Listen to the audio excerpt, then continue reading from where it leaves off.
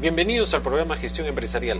El día de hoy trataremos un tema que es de gran importancia para este siglo: las comunicaciones en un mundo globalizado.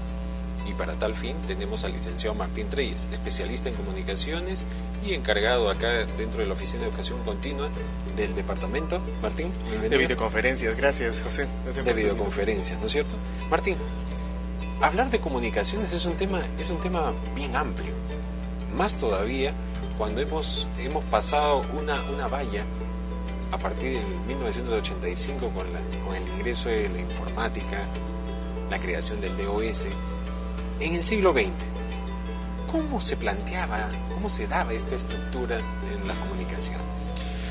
Básicamente, José, el modelo de comunicación se mantiene. El emisor, mensaje y receptor sigue siendo todavía el esquema básico. Esto desde que Shannon y Weaver programaron el primer modelo de la teoría de la comunicación. Y en adelante los estudios de la comunicación han ido evolucionando hacia un enfoque más cultural. Es decir, ya no solamente es el medio el que influye, sino también la cultura, la identidad, los valores propios de determinadas sociedades. Por parte del receptor. Por parte del receptor. Y por ello los mensajes tienen que ser cada vez mejor enfocados, construidos, diseñados de acuerdo a ese receptor. Adecuado, ¿no es cierto? Exactamente. O sea, para poder seguir preparando esa codificación para que sea efectivo el mensaje. Efectivamente. Y eso a veces crea estos encuentros o estos conflictos. Por ello ahora se habla también de la comunicación intercultural, la comunicación para el desarrollo, el auge de las relaciones públicas, que ha dejado de ser una actividad meramente decorativa y ha pasado a ser una estrategia de gestión. Denominada actualmente imagen institucional, pues, ¿no? Así es. Sí, es decir, todas estas partes de la comunicación nos lleva a algo fundamental, que la comunicación es una sola. La comunicación busca siempre crear consensos, acuerdos, relaciones armoniosas con los públicos. Esos son los principios básicos y el esquema se mantiene. Ahora vienen los nuevos desafíos y creo que esa es la pregunta, me parece crucial, la que nos estamos planteando. Es decir, ¿qué es lo que vamos a hacer ahora en adelante con estos nuevos desafíos? Y ese es lo que estamos precisamente investigando todavía. Sí, pero me gustaría ver, porque en el siglo XX mucho se trabajó la parte del factor sociocultural en las comunicaciones. Y nos dimos cuenta pues que los medios de comunicación eran capaces de poder cambiar los estilos de vida, inclusive las costumbres y probablemente las tradiciones. Y que ahora actualmente nosotros nos damos cuenta el gran poder, porque no es un poder, es un gran poder que tienen los medios de comunicación frente al comportamiento actual y futuro de las sociedades.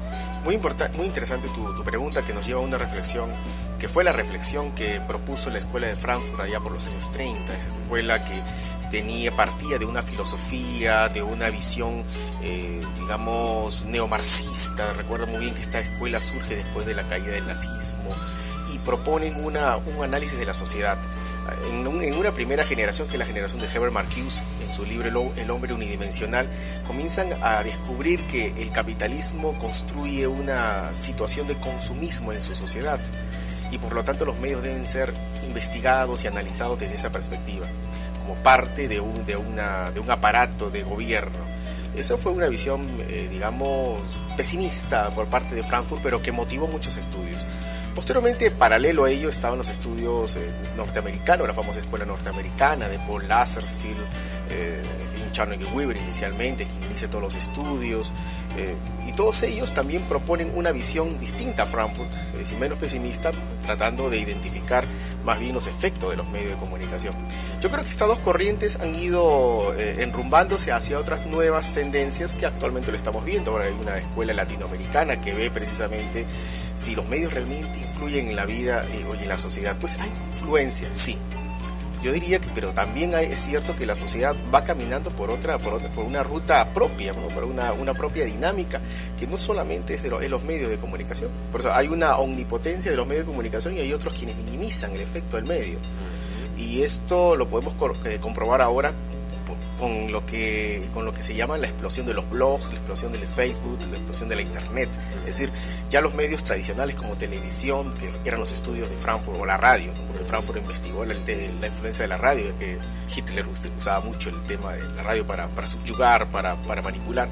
Ahora vemos que no se ha diversificado los medios de comunicación y ahora pues ameritan nuevos estudios, nuevos abordajes teóricos para poder entender los efectos.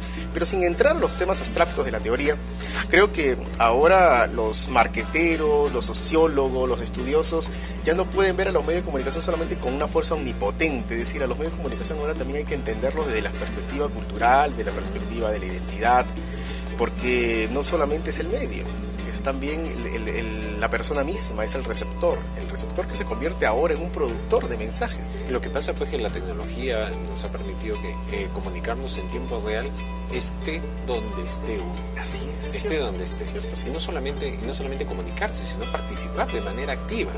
No solamente, como te hablaba en un momento, de la comunicación personal, sino participar activamente de la noticia.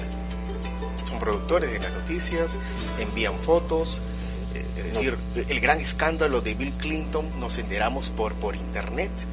Es decir, cuando cae Nixon en el Watergate fue a raíz de un informe que lo publicó Woodward y Bernstein. Y la muerte de Michael Jackson. Y la muerte de Michael Jackson, que ¿te acuerdas cuando muere?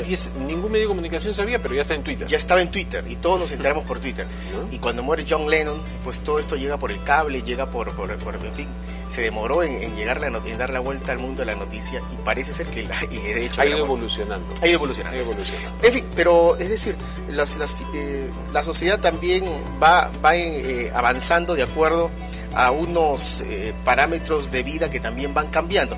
Es cierto que los medios tienen mucha fuerza y lo han tenido en los 60, en los 70, entiendo que hasta los 80 todavía el medio tenía un efecto muy importante, pero ahora actualmente los medios se han diversificado tanto que tienen una influencia importante, pero ahora, como tú también acabas de mencionar, el receptor se convierte ahora en un emisor activo, no es el ente pasivo que recibía la noticia, que se dejaba influir por el medio, y ahora se construye noticias, produce blogs, es decir, se ha multiplicado la cantidad de blogs en los medios. Pero hay blog y hay blog. Por supuesto, todavía no hay posibilidad de discriminar esto. Y recuerda algo que sí me llama mucho la atención, hay un artículo muy interesante de Mario Vargas Llosa que se llama La civilización del espectáculo. Es cierto, Mario acaba de proponer incluso unas ideas que son muy afines a Frankfurt, a la escuela de Frankfurt, esa idea de la trivialización de la noticia, la espectacularización de la información. Incluso coincide con algunos autores que son diametralmente opuestos a él, como Ramonet, por ejemplo, o Chomsky, que también tienen una crítica frente a este espectáculo en el que se ha convertido la noticia. Lo que le llamamos la prensa María. La prensa María o la noticia María, porque se puede dar en cualquier medio ahora. Que no hay contenidos en los medios de comunicación, muy pocos contenidos. Ahora, eso tampoco es cierto, porque hay blogs muy buenos, porque tú encuentras muy buena información y tienes, como se dice, la pepa noticiosa.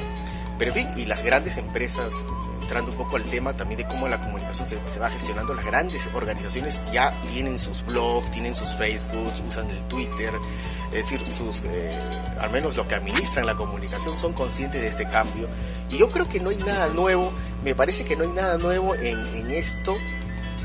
Me explico, no es que no haya nada nuevo, sino que va a venir cosas tan importantes que esto de que lo que estamos viendo ahora va a dejar de ser realmente novedad. Y yo avisoro, creo, un panorama muy interesante. Yo creo algo así como el caos ordenador del que hablaba Morán, es decir, va a haber algo que va a ordenar todo esto, pero mientras tanto la comunicación en estos momentos juega un rol importante por esta cantidad de medios o multimedios o convergencia mediática que se ha generado.